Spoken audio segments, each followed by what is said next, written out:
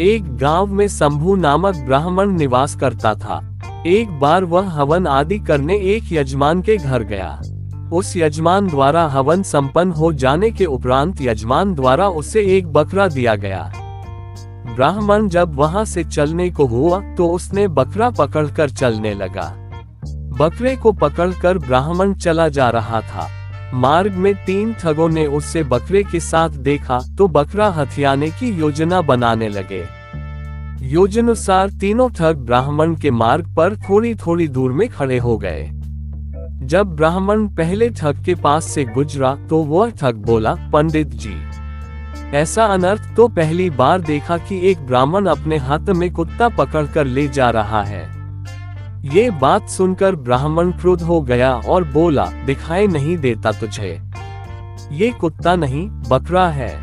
ठग बोला, पंडित जी, ये कुत्ता ही है। यदि आपको नहीं मानना है तो मत मानो, किंतु मानने या ना मानने से वास्तविकता बदल नहीं जाएगी। ब्राह्मण आगे बढ़ा तो उसे दूसरा ठग मिला। उसने ब्राह्मण से कहा, पंडित जी, लगता है आपको ज्ञात नहीं है कि उच्च कुल के व्यक्तियों को कुत्ता अपने हाथ में पकड़कर नहीं चलना चाहिए। उसकी बात सुनकर ब्राह्मण बिदक गया और चिड़चिड़ाते हुए वहां से आगे बढ़ गया। कुछ देर बाद उसे तीसरा ठग मिला। उसने भी ब्राह्मण से वही प्रश्न पूछा, पंडित जी, अपने कुत्ता पकड़कर कहाँ जा रहे हो?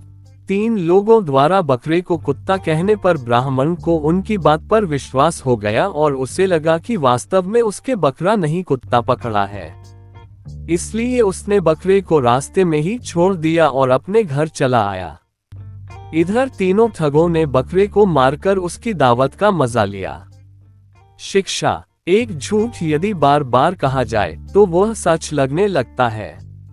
अतः सच झूठ की पहचान करने अपनी पूरी समझ का इस्तेमाल करें। स्वयं पर इतना विश्वास रखें कि कोई दूसरा आपकी मति भ्रष्ट न कर सके।